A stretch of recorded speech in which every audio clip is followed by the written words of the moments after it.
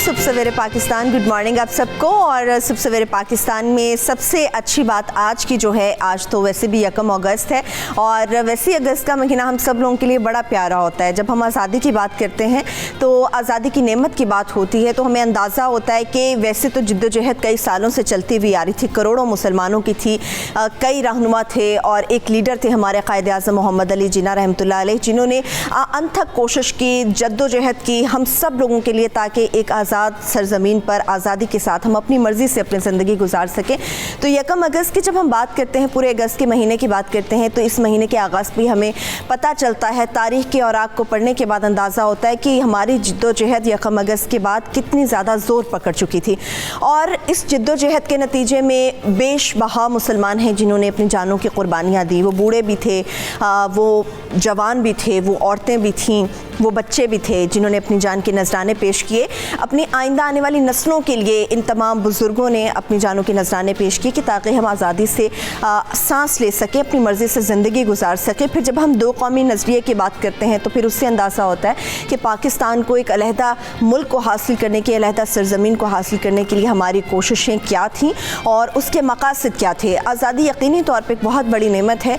जब हम देखते हैं बहुत सारे ऐसे कंट्रीज़ को देखते हैं जहाँ पर लोग आज़ादी से अपनी ज़िंदगी नहीं गुजार सकते, तो अल्लाह का शुक्र अदा किया करें कि आप आज़ादी के साथ अपने घर पर बैठे हैं, आज़ादी के साथ जहाँ दिल करता है घूमते हैं, बिना किसी पाबंदी के आप इंजॉय करते हैं अपनी सांस को, अपनी ज़िंदगी को। तो आज़ादी की नेमत को इंजॉय करें, मगर जिस मकसद के लिए इस आज़ाद मुल्क की हमें ज़रूरत पड़ी और ये आज़ाद मुल्क हमने हासिल किया, क्या हमने उसके तमाम मकासद को पूरा किया? क्या हमने इस नेमत का उस तरह से शुक्र अदा किया जिस तरह से हमें शुक्र अदा करने की ज़रूरत थी? तो ये वो एक सवाल है जिसके लिए सभी सोच विचार कीजिए, अपने जहन में बात कीजिए, जानने की कोशिश कीजिए कि वाकई क्या आज़ादी की इस नेमत को हमने उस तरह से उस मकसद के लिए इस्तेमाल किया जिस मकसद के लिए हमारे रहनुमाओं ने और हमारे लीडर ने हमारे लिए बेशबहा जिद्दोजहद की। और करोड़ों मुसलमानों की जिद्दोजहद में बहुत सारे लोगों ने अपनी जानों का नजराना भी पेश किया। तो चलिए, आज़ादी तो यकीनी तौर पर एक बहुत बड़ी नेमत है, इस सबको इंजॉय कीजिए, अगस्त के महीने को एंजॉय कीजिए और इंशाल्लाह चंद दिनों के बाद वो तारीख़ हमारे सामने आएगी जब हमारा मुल्क आज़ाद हुआ, जब हमारा पाकिस्तान बना, तो उसको भी एंजॉय करेंगे। मगर इसके साथ साथ जब हम सुबह सवेरे पाकिस्तान में इतनी अच्छी अच्छी बातें आपके साथ शेयर करते हैं तो उसका मकसद सिर्फ इतना होता है ताकि आपको अवेयर किया जा सके, बताया जाए वो सबक, वो पैगाम जो शायद हमारे बड़ों ने हमें बताए थे मगर हम अपनी ज़िंदगियों में इतने मगन हो गए कि उनको भूल चुके हैं। तो चलिए आगे बढ़ते हैं और बात कर लेते हैं कुछ मौसम के हवाले से। मौसम के भाव-ताव बहुत ज़्यादा हैं, जिस तरह से गर्मी भी बहुत ज़्यादा हो रही है और अगस्त के महीने में वैसे ही कहते हैं कि गर्मी की शिद्दत शायद हब्स भी बहुत ज़्यादा बढ़ जाती है, मगर इसके साथ साथ इस मौसम को आप इंजॉय भी करते हो इस तरीके से, क्योंकि अगर बारिश हो जाती है मौसम अच्छा हो जाता है। मगर इसके साथ साथ पूरा साल बहुत सारे ऐसे एरियाज़ हैं, बहुत सारे ऐसे शहर हैं जहाँ पर बासी परेशान होते हैं कि अगर खुदा न खास्ता बारिश होगी तो फिर उनके लिए क्या होगा, जैसे कि कराची की सिचुएशन है। तो चलिए मौसम में आपके साथ शेयर कर लेती हूँ। सबसे पहले शहर लाहौर का मौसम आपके साथ शेयर करते हैं। शहर लाहौर में मौसम में अगर दर्जा हरारत कम से कम 25 है और ज़्यादा से ज़्यादा बढ़ गया तो 30 डिग्री तक जा सकता है। और कह रहे हैं कि लाहौर में आज बादल और इसके साथ साथ सूरज की आंख मचोली आज सारा दिन जारी रहेगी। लाहौर में तो बादल और सूरज की आंख मचोली जारी रहेगी, मगर सेम सिचुएशन हमें इस्लामाबाद में भी नज़र आएगी, क्योंकि इस्लामाबाद के अंदर भी सारा दिन ऐसा ही मौसम रहेगा। मगर डिग्रीज़ की अगर बात करें तो कम से कम 24 डिग्री तक जाएगा और ज़्यादा से ज़्यादा 28 डिग्री हो सकता है। अल्लाह का शुक्र अदा करना चाहिए। कराची के हवाले से पूरा मुल्क परेशान था कि अल्लाह करे वहाँ पर बारिश का सिलसिला रुक जाए। शुक्र है अल्लाह का कि वहाँ पर बारिश का सिलसिला रुका है। कल रात से बहुत ज़्यादा अपडेट्स आ रही थी कि बारिश रुक चुकी है, मगर उसके बावजूद इस बारिश ने जो तबाहकारियाँ मचाई हैं उसके लिए यकीनी तौर पर दिल पे बहुत दुख होता है, अफसोस होता है। हम वैसे तो कराची शहर को इकॉनमी हब कहते हैं और इन्वेस्टर्स को इन्वाइट करते हैं कि पाकिस्तान में आए इन्वेस्ट करें, मगर जो हमारी सूरत हाल है उसके बाद शायद हमारा कुछ कहना बनता नहीं। कराची के हवाले से बात करेंगे, मगर अभी मैं इसके मौसम को आपके साथ शेयर कर लेती हूँ। कराची में इस वक्त कम से कम दर्जा हरारत 28 और मैक्सिमम 31 डिग्री तक जा सकता है।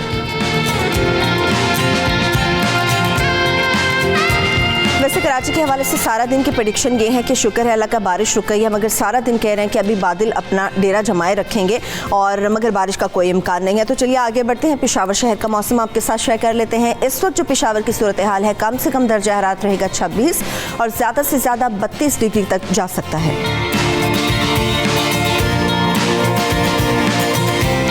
क्वेटा की सूरत हाल भी कुछ ज़्यादा अच्छी नहीं है मौसम के हवाले से, क्योंकि वहाँ पर सूरज पूरी आबोताब के साथ आज चमकता रहेगा। कम से कम दर्जा हरारत रहेगा 21 और मैक्सिमम 38 डिग्री हो सकता है।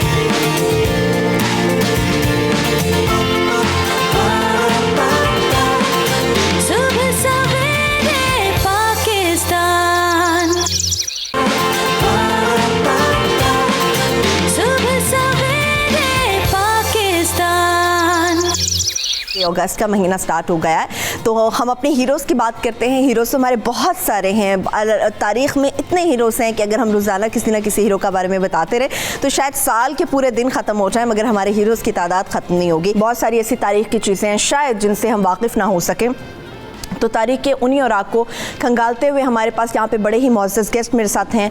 डॉक्टर अमजद मक्सी साहब तारीख़ पे बड़ी गहरी नज़र रखते हैं, उनसे बात करते हैं। डॉक्टर साहब, सबसे पहले तो सुबह सवेरे पाकिस्तान में मैं आपको वेलकम करूँगी। आज चूँकि अगस्त का स्टार्ट हो गया है, 1 अगस्त है, तो हमने चुना है अपने हीरो को जिनका नाम है सर सैयद अहमद ख़ान साहब। जब मैं अपने रहनुमाओं की बात करती हूँ जिन्होंने पाकिस्तान के लिए अनथक मेहनत की, जद्दोजहद की, तो सर सैयद अहमद ख़ान का नाम भी सामने आता है। अगर हम सर सैयद साहब के अहमद ख़ान साहब की बात करते हैं तो कौम के लिए उन्होंने कौन से ऐसे इक़दाम किए जो आप समझते हैं कि आज की हमारी जनरेशन को उनके बारे में नॉलेज नहीं है? सबसे पहले तो आपका शुक्रिया मुझे दावत देने का। तो आपने बहुत ही खूबसूरत इंतखाब किया कि सर सैयद अहमद ख़ान जो वाकई हमारी तहरीक आज़ादी के हरावल रहनुमा हैं, और उन्होंने 19वीं सदी में जब मुसलमानान बरसगीर बहुत बड़ी एक मायूसी का शिकार हो चुके थे, जब जंग आज़ादी में नाकामी के बाद बहुत ज़्यादा उनके ऊपर जो है परेशानियों का एक आलम था, तो सैयद अहमद ख़ान ही वो हस्ती थी उस वक्त 19वीं सदी में जिन्होंने अपनी कौम को अपनी अंधेरों से निकालने का अलम बुलंद किया, और बहुत ही खूबसूरती से उन्होंने उस चैलेंज को जो है वो उसका हल निकाला। क्योंकि उस वक्त देखें कि जंग आज़ादी के बाद जो मुसलमानों को एक और बड़ा चैलेंज दरपेश था, वो जो हुक्मरान जहाँ पे बन चुके थे अंग्रेज़, उनकी तरफ से एक बहुत बदएतमादी का एक आलम था जो मुसलमानों के लिए था कि वो समझते थे कि मुसलमान ही शायद वाहिद वो कौम है जो इस चीज़ के ज़िम्मेदार हैं जिन्होंने हमारे ख़िलाफ़, वो इसको बगावत कहते थे।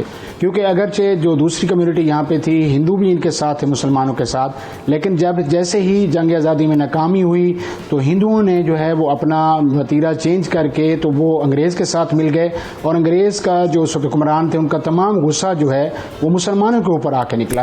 तो सर सैयद अहमद ख़ान के लिए ये भी बहुत बड़ा चैलेंज था कि किस तरीके से अंग्रेज़ की जो बदएतमादी थी मुसलमानों के ऊपर उसको भी दूर किया जाए, और मुसलमानों को एक पुरअमन कौम के तौर पर, एक तालीम याफ्ता कौम के तौर पर, और जो जदीद तालीम का निज़ाम अंग्रेज़ ने यहाँ पे राइज किया था उसके साथ अपने आप को मुताबिकत पैदा करते हुए जो आने वाले चैलेंज से उनसे जो है वो निपटा जाए। क्योंकि एक ये हुआ कि जैसे ही हुकूमत आई तो उन्होंने मुलाजमतों में सिर्फ उन लोगों को हिस्सा देना शुरू किया जो उस तालीम से जो है जिनके पास डिग्रियां थी। तो मुसलमानों के लिए एक बहुत बड़ा मसला मुआशी लिहाज से पैदा हुआ कि किस तरीके से इस मुआशी चैलेंज से निपटा जाए।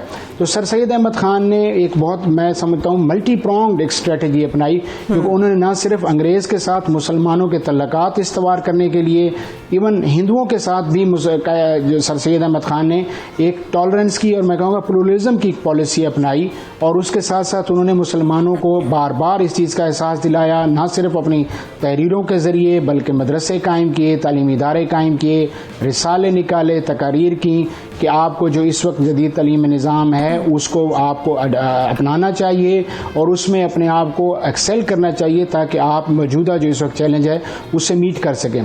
दूसरी सर सैयद अहमद ख़ान की जो मैं समझता हूँ कि बहुत बड़ी कंट्रीब्यूशन थी वो ये था कि उनका जो हमने जुदागाना इंतखाब का हक़ हमने 1906 में शिमला वफ्द की सूरत में जब हमने मांगा था अंग्रेज़ वायसराय से, उसके बानी भी सर सैयद अहमद ख़ान थे, क्योंकि उन्होंने अपने 1894 में वो अपने हालात में ये देख चुके थे कि मौजूदा हालात में जो अंग्रेज़ की तरफ से नया सियासी निज़ाम यहाँ पे लाया जा रहा है उसमें मुसलमान बतौर कौम अपने हकूक़ का तहफ़्फ़ुज़ नहीं कर सकते। तो सर सैयद अहमद ख़ान वो पहली शख्सियत थे जिन्होंने बाकायदा ख़त लिख कर अंग्रेज़ वायसराय से जो है वहाँ से ये मुतालबा किया कि यहाँ पे मुसलमानों के लिए अलहदा जुदागाना इंतखाब तो का यानी हक कि दिया अगर हम जाए। सर सैयद अहमद खान साहब की शख्सियत का मवाजना करते हैं डॉक्टर अमजद साहब, तो हमें उनकी ज़ात एक ऐसी शख्सियत नज़र आती है जो कई खूबियों के मालिक थी, बहुत सारी खूबियों का मजमुआ थी। हम सियासत की बात करें, तहकीक की बात, अदब की बात करें या तालीम की बात करें, गिरां कदर उन्होंने खिदमत सर अंजाम दी। बहुत शुक्रिया आपका डॉक्टर अमजद मक्सी साहब हमारे साथ मौजूद थे। हमने कोशिश की कि सर सैयद खान साहब से मुताल्लिक कुछ उनसे ऐसी मालूमात हासिल कर सके जो शायद आज की हमारी जनरेशन भूल चुकी है। तो अपने रहनुमाओं की बात कर रहे हैं, अगस्त के महीने की स्टार्ट की बात कर रहे हैं, तो ये कैसे मुमकिन है कि अपने पाकिस्तान, अपनी प्यारी धरती की हम बात ना करें। तो हमारी कोशिश होगी इस पूरे महीने के अंदर कि हम कुछ ऐसी चीज़ें आपके सामने मेरा पाकिस्तान में लाते रहें जिनसे मुताल्लिक आपको जद्दोजहद आज़ादी से मुताल्लिक पता चलता रहे, उन शख्सियात की खूबियाँ और इसके साथ साथ उन शख्सियात से मुताल्लिक भी। मगर इसके साथ साथ जिस तरह से मैंने मौसम का अहवाल शेयर करते हुए आपके साथ इस चीज़ को भी शेयर किया था कि जब हम बात करेंगे मौसम, तो कराची शहर के हवाले से ख़ास तौर पे बात करेंगे, क्योंकि बारिश तो चली गई मगर जाते जाते बहुत सारी तबाहकारियाँ वो अपनी जगह पर छोड़ गई हैं। और इसके साथ साथ उन तबाहकारियों में कहा जाता है कि मुतल्लिका ऐसे इदारे हैं जिनके बिल जो लोगों को मिले हैं वो आसमान पर हैं मगर उनकी तारें जो हैं वो ज़मीन के ऊपर हैं। तो ये सारी सूरत हाल इस पर बात करेंगे। इस वक्त वहाँ पर चूँकि ईद उल अज़हा की आमद है, लोगों की बड़ी तादाद, और कराची की मंडी की तो बात ही कुछ और होती है, इतनी खूबसूरत मंडी होती है, मगर बड़ी तकलीफ़ में हम सब लोग जब देखते हैं कि कराची शहर की ये सूरत हाल है। इस वक्त कराची में क्या सूरत हाल है और कितना कीचड़ वहाँ पर मौजूद है, जानवरों की कितनी बड़ी तादाद है, व्यापारियों का क्या कहना है। हमारे नुमाइंदे कराची से चांद नवाब हमारे साथ मौजूद हैं, उनसे बात कर लेते हैं। चांद नवाब, मुझे ये बताइएगा, बारिश तो चली गई मगर जाते जाते पूरे कराची के अंदर तबाहकारियाँ मचा गई है। आप इस वक्त कहाँ पर मौजूद हैं और ख़ास तौर पे हमें मवेशी मंडी के हवाले से अपडेट कीजिए, क्योंकि बहुत प्यारी मंडी है कराची की, मगर इस वक्त वहाँ पर क्या सूरत हाल है? बारिश तो चली गई क्योंकि कराची की आवाम ने बारान रहमत से अल्लाह ताला से दुआएं की बारान रहमत बन जाए, लेकिन उनके लिए ज़हमत बन गई। जो कराची शहर रोशनियों का शहर कहलाता था वो अब पानी, दलदल और सैलाबी सूरत हाल है। मैं इस वक्त मौजूद हूँ एशिया की सबसे बड़ी मवेशी मंडी में, जहाँ पूरे पाकिस्तान से जानवर, खूबसूरत जानवर लाए जाते हैं। लेकिन ये मंडी जो मेरे पीछे अकब में नज़र आ रही है, ये कच्चे रोड से पक्के रोड पे आ गए, क्योंकि मंडी में जगह नहीं है, पानी जलथल हो गया है, पानी भरा हुआ है, हर जगह कैंटों में पानी भरा हुआ है। यहाँ व्यापारी कह रहे हैं कि अब हम अपना जानवर बेचे चले जाए, क्योंकि पानी पीने का नहीं है व्यापारियों के लिए। जानवर जो सारी रात पानी में 2 दिन खड़े रहे, अब उनको सड़कों पर लाए गए, उनके पैर खराब हो गए। हाँ, आपसे इन्फॉर्मेशन लेते हैं, मगर ये बड़ी तकलीफ सूरत हाल है जिस तरह से नज़र गाड़ियाँ पानी के अंदर, बारिश के पानी के अंदर डूबी हुई हैं। और हमारे रिपोर्टर चांद नवाब भी बता रहे थे, इतने प्यारे प्यारे जानवर कराची की मंडी में लाए जाते हैं, इतने खूबसूरत जानवर लाए जाते हैं कि आपका दिल चाहता है आप सभी जानवर अपने घर ले जाएं। मगर ये जो सूरत हाल है कि जानवरों के कहा जा रहा है कि पैर ही ख़राब हो गए। अच्छा, मुझे ये एक चीज़ है जो हमने बड़ी सोच विचार के बाद निकाली और हमें मिली है ये चीज़ हमारी टीम को, जिसमें आप देख सकते हैं आपको एक पोल नज़र आ रहा है, बिजली का ये पोल है, और इसकी इर्द गिर्द आपको जो वाइट वाला हिस्सा नज़र आ रहा है, इसके आसपास लकड़ी का ब्लॉक्स है, वो इसके साथ इसको कवर किया गया है। उसकी वजह ये है कि ताकि अगर बारिश हो या फिर पानी खड़ा हो जाए, तो अक्सर पोल ऐसे हैं जिनके अंदर बहुत ज़्यादा करंट आ जाता है, जिसकी वजह से बहुत ज़्यादा हलाकतें भी होती हैं। तो ये शहरियों की जानिब से अपनी मदद आपके तहत ये इकदाम किया गया है कि कराची के अंदर जहाँ जहाँ पर भी पोल्स हैं और इतने जंग आलूद हैं, उनको कवर किया जा सके, ताकि अगर बच्चे गुजर सकें तो गुजरे, तो उनको इतनी मुश्किलात का सामना ना करना पड़े। अच्छा चांद नवाब, कराची की सूरत हाल पे हम बात कर रहे हैं, तो कितनी बड़ी तादाद में व्यापारी अभी भी मौजूद हैं? जानवरों की कीमतें गिर गई हैं या जानवर बीमार होना शुरू हो गए हैं? अभी क्या वापस लेके जाने वाले हैं वो व्यापारी अपने तमाम जानवर? अभी करंट सिचुएशन क्या है मंडी की? जी बिल्कुल, मंडी की पोजीशन ये है कि जानवर यहाँ पर ट्रकों में या बसों में जो बकरे छोटे हैं, जो आपने सही कहा, बिल्कुल खूबसूरत गाय बलूचिस्तान, बोलान की, पंजाब की, सरहद की यहाँ आती है, क्योंकि ये मंडी है कि यहाँ पे वीडियो बनाई जाती है, कैंप लगाए जाते हैं, बड़े आला से दर्जन। लेकिन दाम क्या कह रहे हैं, जब व्यापारी कह रहे हैं कि जब ख़रीदारी नहीं आएंगे तो क्या दाम, हम भी बेचने को तैयार हैं, कोई लेने तो आए। हम कराची की सूरत हाल पर नजर रखे रहेंगे। अभी मुझे सबसे बड़े पाकिस्तान में एक छोटी सी ब्रेक की तरफ बढ़ना होगा, हमारे साथ रहिए।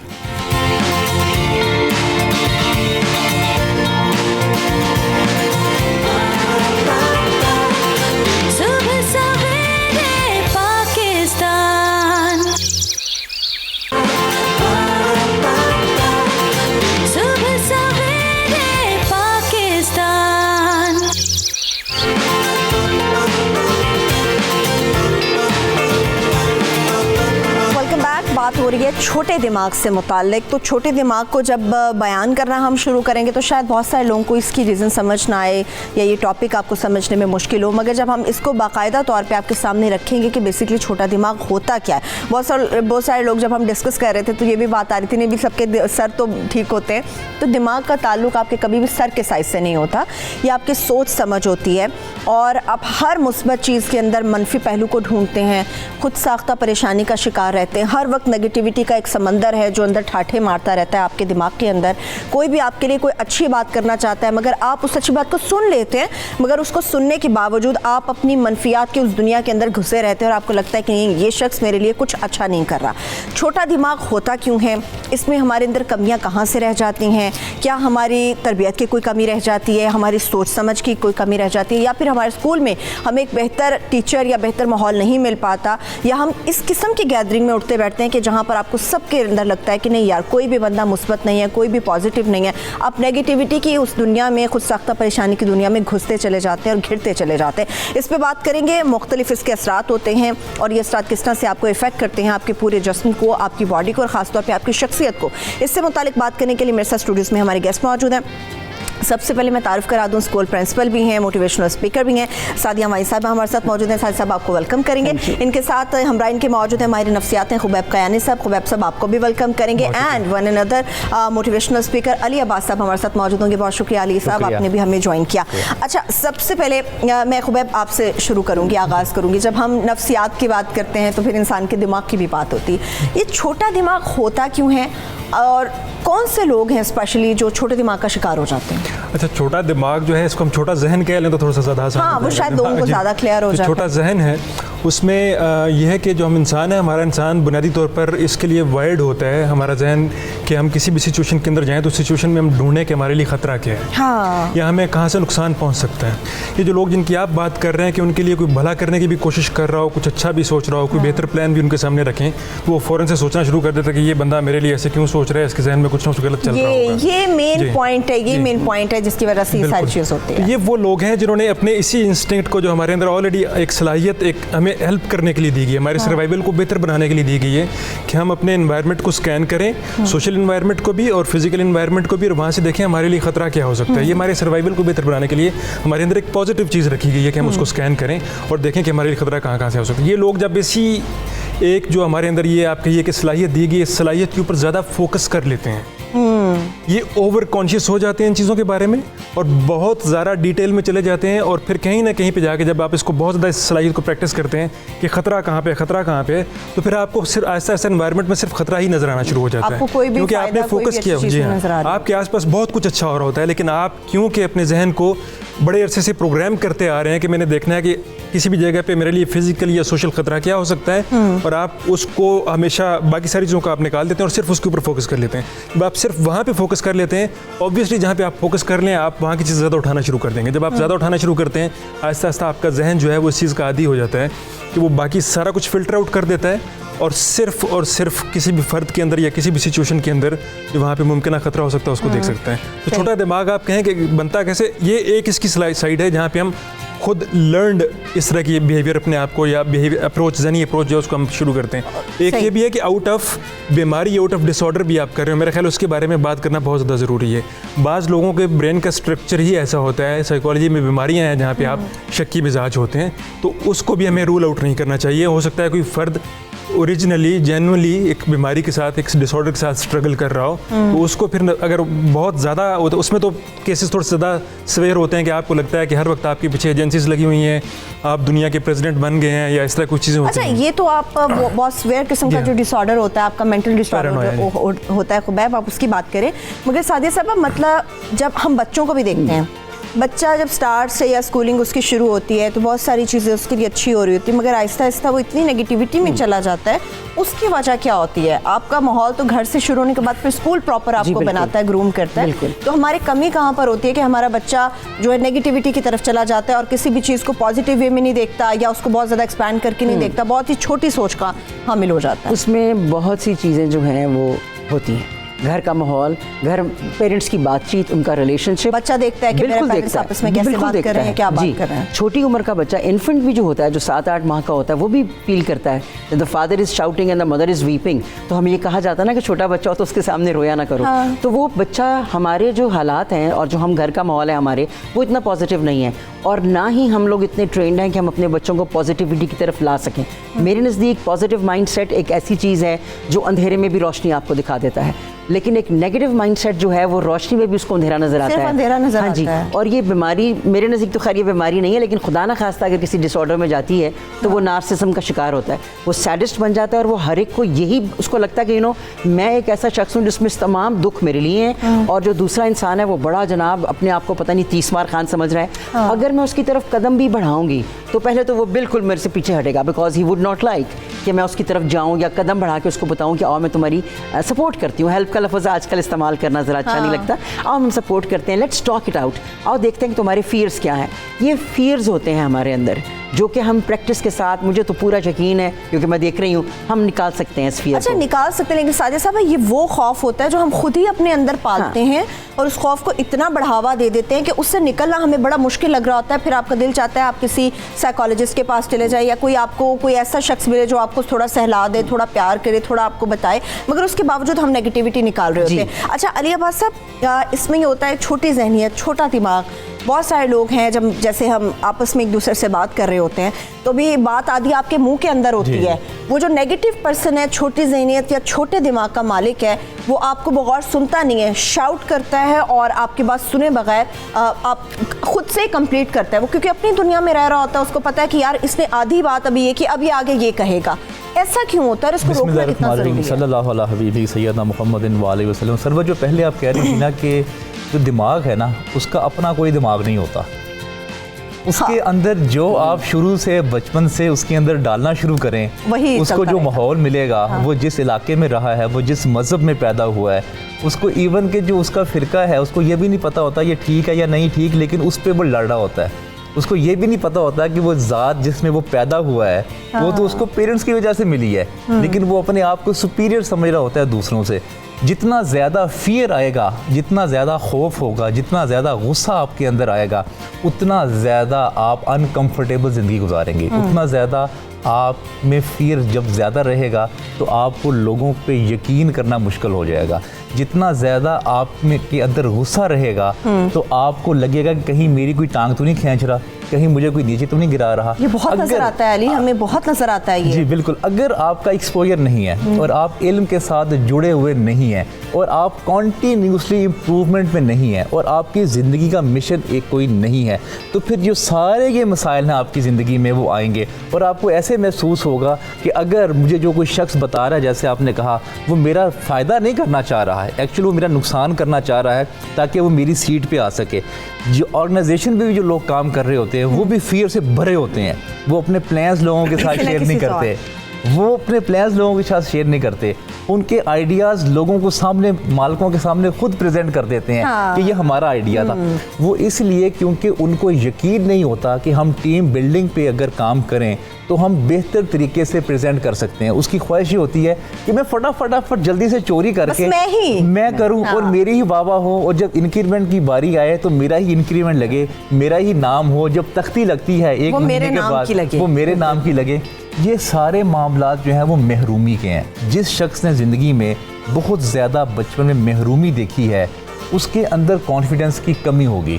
जिसमें इल्म ज़्यादा होगा, जिसमें एक्सपोजर ज़्यादा होगा और जो मुख्तलिफ़ लोगों से मुलाकात करेगा, मुख्तलिफ़ जगहों पे जाएगा, मुख्तलिफ़ कंट्रीज़ में जाएगा, मुख्तलिफ़ मज़ाहिब के लोगों से मुलाकात करेगा, मुख्तलिफ़ नेशंस के साथ मुलाकात करेगा, तब जाके जो छोटा जहन जो है ना, ये इसका सफ़र जो है ना वो बड़े जहन की तरफ चलना शुरू हो जाता है। सही। जितना ज़्यादा आपके अंदर कॉन्फिडेंस आता जाएगा, एक्सपोजर आता जाएगा, नॉलेज आता जाएगा, उतना कम आपके अंदर फियर, एंगर और ये जो छोटी जहनियत है वो होती जाएगी।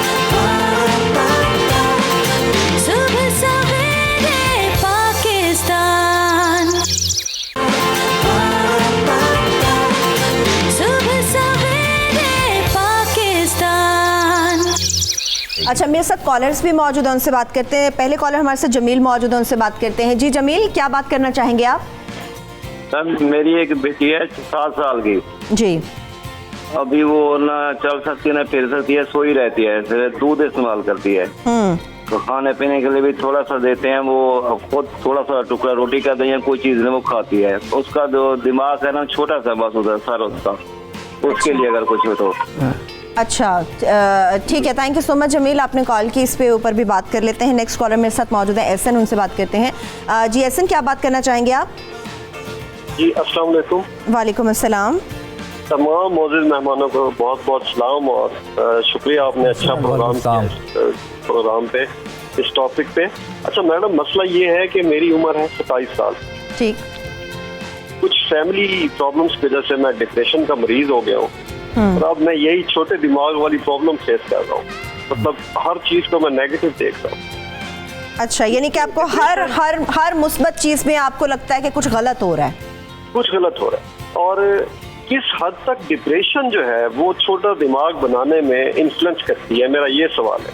ठीक है, अभी इसके ऊपर भी बात करते हैं। थैंक यू एहसन, आपने हमें कॉल की। नेक्स्ट कॉलर है अब्दुल मालिक हमारे साथ मौजूद, उनसे बात करते हैं। जी अब्दुल मालिक, बात कीजिए। अस्सलाम वालेकुम। जी वालेकुम अस्सलाम। ये डॉक्टर साहब से पूछना था कि मेरा एक बेटा है 2 साल का। ठीक है। तो मैंने इस्लामाबाद में डॉक्टर खलीकुद्दमा है और भी काफी डॉक्टर कॉम्प्लेक्स भी है, इसमें भी चेक करवाया है। वो कहते हैं ये 5 साल के बाद ठीक होगा, क्योंकि वो बैठे बैठे उसको दौरा पड़ जाता है, रंग उसका काला नीला हो जाता है, तकरीबन 1 से 2 मिनट तक ये रहता है इस तरह। तो इसका क्या करें, हमें दवाइयाँ जो देते हैं उससे ज्यादा। अच्छा मेरे भाई, बहुत शुक्रिया, एक तो आपने हमें कॉल की, मगर आज का जो हमारा मौजू था उसके वाले से इंशाल्लाह ताला जो आपका क्वेश्चन भी था, कोई डॉक्टर इस किस्म का बुलाएंगे तो फिर उनसे बात करेंगे। आज का हमारा मौजू थोड़ा मुख्तलिफ था, तो उस पर शायद हम लोग बात ना कर सकें जो आपका सवाल था। अच्छा खुबैब, जो हम बात कर रहे थे, एक तो जिस तरह से एहसन ने हमें कॉल की, 27 साल की उम्र है, he is a very young boy, depression में चले गए। इस हद तक डिप्रेशन हो गया है कि हर अच्छी चीज़ में उन्हें लगता है कि कुछ गलत हो रहा है। ये क्यों होता है और इससे निकलने का आपका तरीका क्या होता है? कि क्या किसी कंसल्टेंट के पास आपको जाना पड़ता है या खुद से अपने आप को कुछ इस किस्म की थेरेपीज करनी पड़ती हैं कि आप ठीक हो सकें? पहली चीज़ तो ये है कि अगर एहसन जो हैं वो अपनी ज़िंदगी के जो उनके एरियाज़ हैं, उनकी फैमिली का एरिया है, उनके प्रोफेशनल एरिया है या एकेडमिक एरिया है, अगर वो उनमें परफॉर्म नहीं कर पा रहे, इस वक्त उनकी परफॉर्मेंस ख़त्म हो चुकी है, उस पर ऊपर फोकस नहीं कर सकते वहाँ, क्योंकि परफॉर्मेंस नीचे चली गई है, वो छोड़ चुके हैं एरियाज़ को, फिर उनको फौरी तौर पर जो है वो साइकोलॉजिस्ट के पास जाना चाहिए, वहाँ पे हेल्प लेनी चाहिए। और अगर अवेलेबल ना हो साइकोलॉजिस्ट, तो अगर अवेलेबल ना हो, जो ना पहुँच सकती हो, तो फिर इंटरनेट के ऊपर आप बहुत सारी चीज़ें इसके बारे में पड़ी हुई हैं और हम उनको बता सकते हैं कि आप इंटरनेट पर जाके बहुत सारी चीज़ें ले सकते हैं। आप जिस इन्वायरमेंट के अंदर हैं, उस इन्वायरमेंट के अंदर ऐसा नहीं होता कि एक घर के अंदर अगर 10 लोग हैं तो 10 में से सारे के सारे नेगेटिव हों। उनमें हो सकता है कि कुछ माइल्डली पॉजिटिव भी हों, थोड़े बहुत पॉजिटिव भी हों, तो आप उनसे टीम अप करके अपने आप को किस तरीके से निकालते हैं। कुछ किताबें आपके पास हमेशा मौजूद होती हैं, पॉजिटिव किताबें बहुत सारे लोगों ने लिखी हुई हैं, उनको आप पढ़ते हैं, पॉजिटिव लोगों के लेक्चर सुनते हैं। तो अगर तो आपके पास नहीं है मौजूद इस चीज़ की सहूलत कि आप जाके साइकोलॉजिस्ट से बात कर पाएँ, तो फिर आप किताबों और लेक्चर्स के थ्रू भी अपने आप को आगे लेके जा सकते हैं। दुनिया में ऐसे लोग हैं जिन्होंने सिर्फ किताबें और लेक्चर्स के थ्रू अपने पूरे करियर्स को डेवलप किए हैं। तो आपकी ये अप्रोच जो है पिछले कुछ अरसे में फैमिली के अंदर, एहसन के केस में खास तौर पे फैमिली के अंदर बाज़ चीज़ें ऐसी हो रही हैं, लगातार हो रही हैं, जिनकी वजह से जो है वो नेगेटिव सोचने पे मजबूर हो गए हैं, या वो इनसिक्योरिटी उनकी जो है उसको बहुत ज़्यादा फीड किया गया है पिछले कुछ अरसे में। तो उनको टीम अप करना होगा उन्हीं लोगों में, घर के अंदर मौजूद लोगों में, क्योंकि फैमिली बाय चॉइस नहीं है, फैमिली बाय चांस है।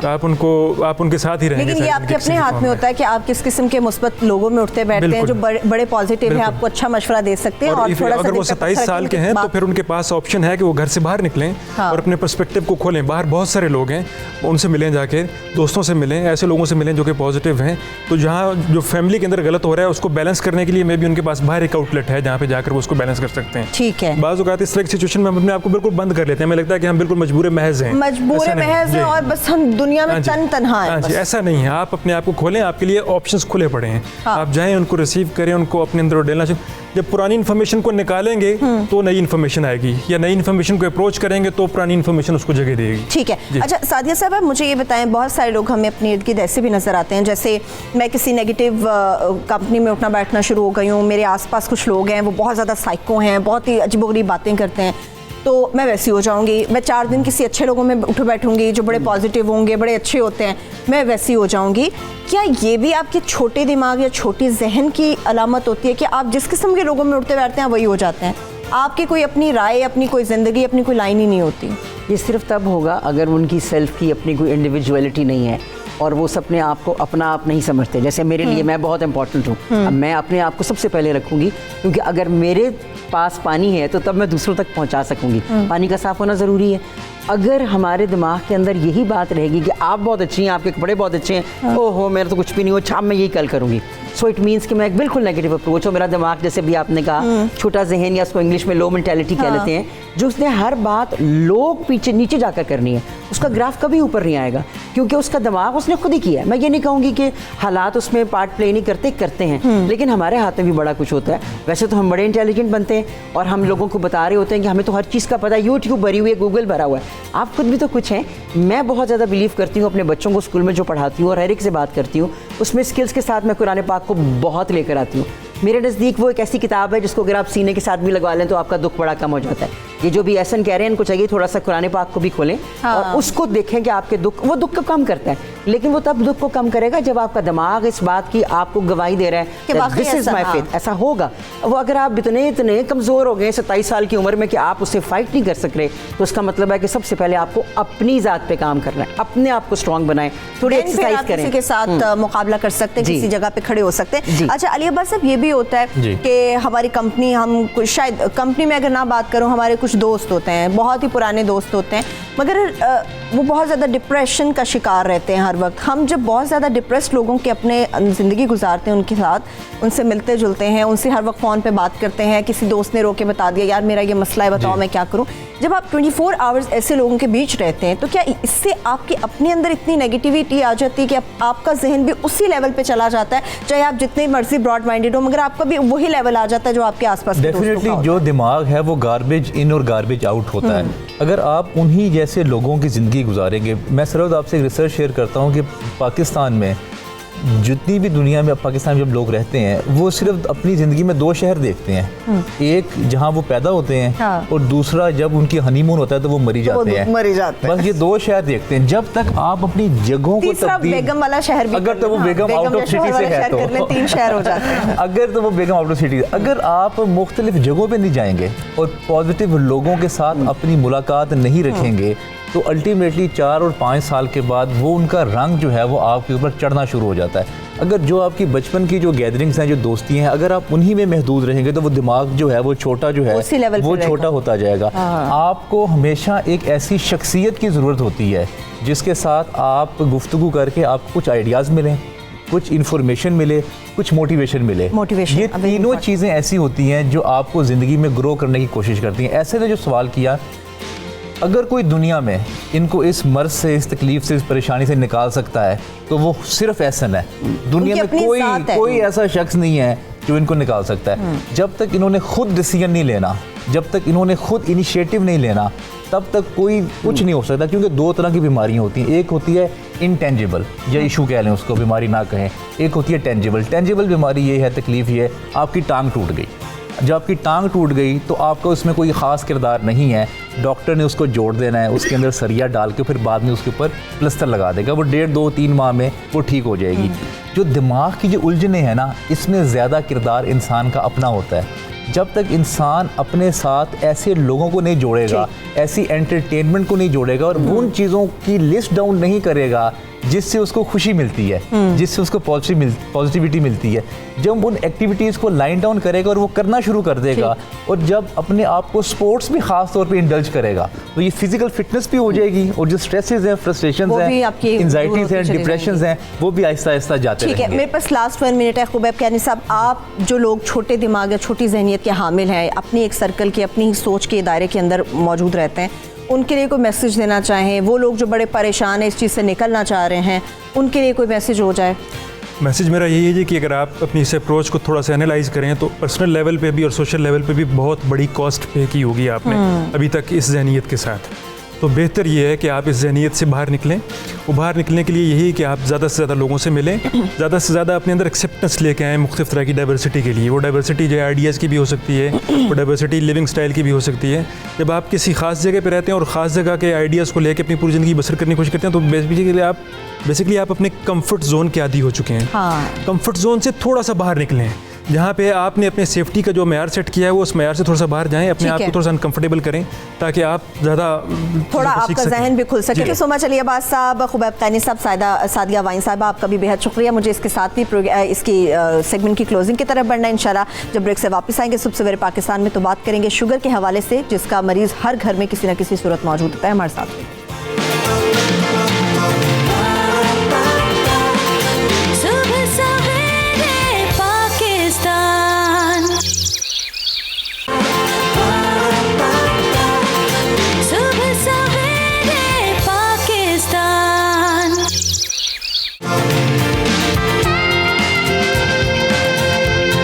तो हम बहुत सारी बीमारियों की बात करते हैं, मगर जब हम शुगर की बात करते हैं, डायबिटीज़ की बात करते हैं, ये भी बहुत तेज़ी से फैलता हुआ मर्ज़ है और कम से कम हर घर में एक शख्स ऐसा ज़रूर मौजूद होता है जिसको शुगर या डायबिटीज़ ज़रूर होती है। और इसके ऊपर बहुत सारी बातें होती हैं। कुछ लोग कहते हैं कि जी मीठा आप कंप्लीट छोड़ देते हैं तो उससे ये हो जाता है, कुछ कहते हैं कि जी आप मीठा बहुत ज़्यादा खाते हैं उसकी वजह से भी हो जाता है। मगर शुगर की बीमारी असल में है क्या, इसके होने की वजूहात क्या हैं और अलामतें क्या हैं, इसकी स्टेजेस कितनी हैं, कौन सी स्टेज पे इसका इलाज मुमकिन हो सकता है और कौन कौन से तरीके से इस बीमारी का इलाज किया जाता है या इसको एटलीस्ट कंट्रोल किया जाता है, इस पर तफसील से बात करने के लिए हमारे साथ स्टूडियोज़ में हमारे गेस्ट मौजूद हैं। पहले मैं तारुफ करा दूं, डॉक्टर मोहम्मद उस्मान अहमद साहब मौजूद हैं हमारे साथ। डॉक्टर साहब आपका बेहद शुक्रिया।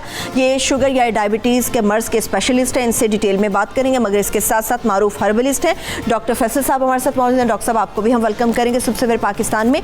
डायबिटीज़ से मुताल्लिक या शुगर से मुताल्लिक अगर आप पेशेंट हैं या किसी के बारे में जानना चाहते हैं, कोई भी आपका सवाल है, तो आप फ़ोन कर सकते हैं और बात कर सकते हैं हमारे साथ, अपना मसला शेयर कर सकते हैं। अच्छा डॉक्टर साहब, मुझे पहले आप ये बताइए, शुगर की हम बात करते हैं, शुगर की बीमारी असल में है क्या? बिस्मिल्लाहिर्रहमानिर्रहीम वस्सलातु वस्सलामु अला खातिमिन नबिय्यीन।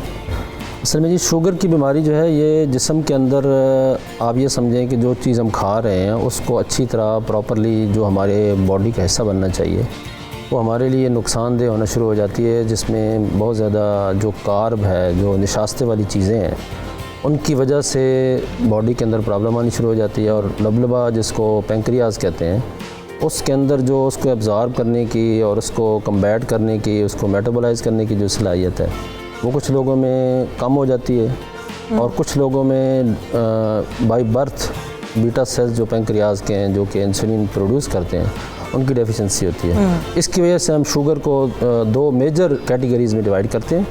टाइप 1 कहते हैं उस डायबिटीज़ को जिसमें सिरे से बीटा सेल्स मौजूद ही नहीं है।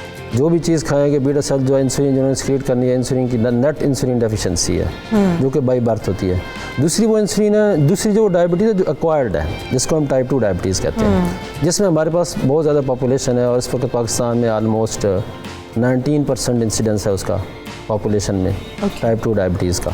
और अगर इसी तरह हमारी जिसमें हम प्रिवेंटिव मैयर्स ना रहे तो ऐसे खदशा है जो जिसका इजहार किया जा रहा है कि 1935 तक ये इंसिडेंस तकरीबन 65% तक बढ़ सकता है। अच्छा, अगर हमारी डाइटरी हैबिट्स यही रही, हमारी स्ट्रेस का लेवल यही रहा और हमारे बैलेंस बिटवीन द इनटेक और आउटपुट उसमें अगर इम्बैलेंस रहा, इसलिए बेहतर सबसे इलाज इसका ये है कि इसको हम प्रिवेंट करें, ऑलरेडी इसको होने से बचाएं। तो वंस इट इज़ देयर, तो स्टार्ट ऑफ द पीरियड के अंदर पहले 2 या 3 सालों के अंदर तो अगर पता चल गई तो इसको तो रिवर्स भी किया जा सकता है with diet and with control of diet and weight reduction के साथ। लेकिन अगर ये आगे चली जाए, प्रोग्रेस कर जाए और ऑर्गन्स को, डिफरेंट ऑर्गन्स को इन्वॉल्व करना शुरू कर दे, उसके अंदर कॉम्प्लिकेशन आने शुरू हो जाए, फिर इसकी रिवर्सल मुश्किल हो जाती है, फिर इनके कंट्रोल भी इसका मुश्किल हो जाता है। कंट्रोल के लिए तो हमारे पास स्टेप बाय स्टेप प्रोसीजर्स हैं, ड्रग्स हैं, आईवी इंजेक्शंस हैं, उसके साथ हम इसको कंट्रोल तो कर सकते हैं। लेकिन even if it is control, तो जिसकी कॉम्प्लिकेशंस हैं, दे हैड टू हैपन। ठीक है, अच्छा कंट्रोल करने की भी बात हो रही है, इसको रोकने की भी बात हो रही है। डॉक्टर फैसल, मुझे ये बताइएगा कि बहुत सारी चीज़ें हम अपनी डेली लाइफ में करते हैं, डेली रूटीन में करते हैं, हम कहाँ पर किस चीज़ को गलत इतना कर जाते हैं कि हमें इस किस्म की बीमारियाँ लाहक हो जाती हैं?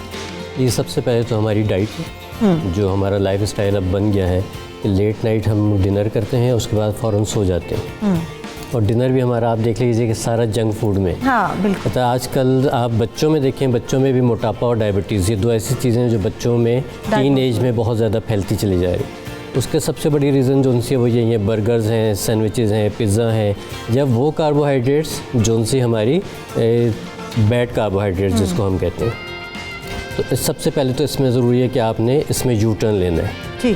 ठीक है, आपने अपनी डाइट को, अपनी लाइफस्टाइल को चेंज करना है। जब आप ये चेंज कर लेते हैं तो फिर आप थोड़ा सा सेफ़ जोन में आ जाते हैं। सेफ़ जोन में आने के बाद फिर आप बहुत सारी ऐसी चीज़ें अडॉप्ट कर सकते हैं लाइफ में, जिससे आप इस वाली बीमारी से हमेशा के लिए महफूज भी रह सकते हैं। जैसे डॉक्टर साहब कह रहे हैं कि कुछ केसेस में रिवर्सेबल भी होती है। अब इसके ऊपर काफ़ी काम हो रहा है कि इसको, बीमारी को, अभी तक तो हम सिर्फ इसको कंट्रोल कर रहे थे। शुगर और ब्लड प्रेशर दो ऐसी चीज़ें जिनको हम मेंटेन कर सकते हैं, मैनेज कर सकते हैं, लेकिन बहरहाल अब हर्बल में भी और मतलब ऑल्टरनेटिव मेडिसिन में भी अब इस पर काम हो रहा है कि इसको ख़त्म कैसे किया जाए, क्योंकि ये ख़त्म हो सकती है। अल्लाह ताला ने जब फरमा दिया कि हर बीमारी का इलाज मौजूद है, तो फिर यकीनन मौजूद है। हमारी कोताही है कि हम उसको अभी तक देख नहीं सके या उसको हम अभी तक निकाल नहीं सके, जज नहीं कर सके। ठीक है। अच्छा, स्टेजेस कितनी होती हैं डॉक्टर साहब, मुझे बताइएगा, शुगर की, डायबिटीज़ की कितनी स्टेजेस हैं, और कौन कौन सी ऐसी स्टेज है जिसके ऊपर इसको आप कंट्रोल कर सकते हैं, या कौन सी ऐसी स्टेज है जिस पर आप इसको क्योर कर सकते हैं, फौरी ख़त्म कर सकते हैं? जो हमारे पास अवामुन नास के लिए हम स्टेजेस बताते हैं कि फर्स्ट जो स्टेज है वो प्री डायबिटीज़ की है। Pre diabetes asymptomatic. Pre diabetes का मतलब जिसका हम उर्दू में कबल डायबिटीज़ कहते हैं। अभी मुकम्मल तौर पर डायबिटीज़ हुई नहीं है, लेकिन अभी उसके अंदर फास्टिंग ग्लूकोज थोड़ा सा ज़्यादा है, जो कि अभी डायबिटिक रेंज में तो नहीं है लेकिन इम्पेयर्ड है। या खाना खाने के बाद बहुत ज़्यादा बिंज ईटिंग के बाद, बहुत ज़्यादा खाना खाने के बाद उसकी शुगर बिल्कुल मार्जिन को थोड़ा सा ऊपर चली जाती है। तो इसको हम कहते हैं कि ये प्री डायबिटिक्स है, और ये वो हमारा ग्रुप है जो ओवरवेट भी हैं, जिनके फैमिली हिस्ट्री ऑफ डायबिटीज़ भी है, जिनके अंदर डाइटरी हैबिट्स अगर थोड़ी सी मॉनिटर कर लें और उनकी थोड़ी सी हम फिजिकल एक्टिविटी को इंक्रीज़ कर दें, या अगर वो बिल्कुल फिजिकल एक्टिविटी नहीं कर रहे हैं तो एटलीस्ट उनसे गुजारिश करें कि आप कम अज़ कम एटलीस्ट 20 मिनट्स पर डे अगर आप रोज़ वॉक कर लें, बेशक सॉफ्ट वॉक से शुरू करके रात के खाने के बाद आपकी वॉक करें। ये टाइमिंग फिक्स नहीं है, क्योंकि जब हम पेशेंट्स को बताते हैं कि आपने सुबह के टाइम वॉक करनी है, वो सुबह के टाइम उठ ही नहीं सकते, इसलिए हम कहते हैं कि आप 24 आवर्स में किसी वक्त भी कर लें। रात के खाने के बाद तो सिर्फ जो एडवाइस किया जाता है वो तो सिर्फ इसलिए किया जाता है खाने के बाद कि थोड़ा सा खाना भी नीचे चला जाएगा, थोड़ी सी डाइजेशन बेहतर हो जाएगी और उसकी वजह से रात को प्रॉब्लम नहीं होगी। अदरवाइज़ जिस वक्त भी वॉक करना चाहें, इसमें कोई कंपल्शन नहीं है। एटलीस्ट मिनिमम 20 मिनट्स अगर वॉक करे और अपना वेट जो है वो थोड़ा सा रिड्यूस करे, डाइट के अंदर थोड़ी सी मॉडिफिकेशन करे, तो प्री डायबिटीज़ वाला पेशेंट जो है ये बजाय ऊपर जाने के, डायबिटीज़ में जाने के, पीछे की तरफ आ जाएगा। ओके। दूसरा हमारा वो पेशेंट है जिसके अंदर सिम्टम्स आते हैं सिर्फ उस वक्त जब वो स्ट्रेस के अंदर होता है। सही। जैसे हमारी कुछ लेडीज़ के अंदर जस्टेशन, प्रेगनेंसी के अंदर डायबिटीज़ आती है, और जब प्रेगनेंसी ओवर हो जाती है, वंस जस्टेशन इज़ ओवर, तो उसके अंदर से डायबिटीज़ ख़त्म हो जाती है। लेकिन वो ख़वातीन जो हैं वो हाई रिस्क पे हैं डायबिटीज़ के, फ्यूचर में उनको विदाउट जस्टेशन भी उन लेडीज़ से जिनको जस्टेशन में डायबिटीज़ नहीं हुई, उनसे उनका रिस्क ज़्यादा है। अब अगर ऐसी ख़वातीन अपनी प्रेगनेंसी ओवर होने के बाद अपना वेट को रिड्यूस करेंगी और अच्छी तरह मॉनिटर करेंगी, तो वो इस बीमारी से बच सकती हैं अगर उसको प्रोलॉन्ग तौर पे अपनी डाइट वगैरह और सारी जो उनका वेट इंक्रीज़ हुआ प्रेगनेंसी का उसको वापस लेके जाएंगी और डाइटरी हैबिट्स अपनी बेहतर करेंगी। तो ऐसी ख़वातीन भी हमने देखी हैं जिनको इंसुलिन की ज़रूरत पड़ी प्रेगनेंसी में शुगर को कंट्रोल करने के लिए, वो वापस बगैर किसी दवाई के सिर्फ डाइटरी हैबिट के साथ उनकी शुगर वापस चली गई। ठीक है।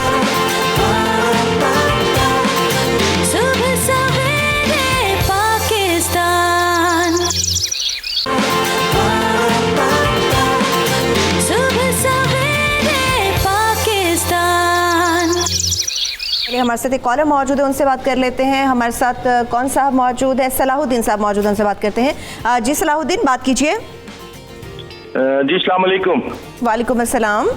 कराची से बात कर रहा हूँ, शेख सलाहुद्दीन। मैं डॉक्टर साहब से मालूम करना चाहता हूँ कि मेरा शुगर जो है वो स्टार्टिंग स्टेज पर है ना, तो मैं जो मेडिसिन यूज कर रहा हूँ तो मैं उस मेडिसिन को रेगुलर यूज करूँ या कि नहीं करूँ? अच्छा, वैसे डॉक्टर ने आपको क्या रिकमेंड किया है कि रेगुलर यूज करें आप? कि दूसरी बात मालूम ये करना चाह रहा हूँ कि अगर ये मेडिसिन मैं यूज करता रहा हूँ तो इसका कोई साइड इफेक्ट होता है क्या?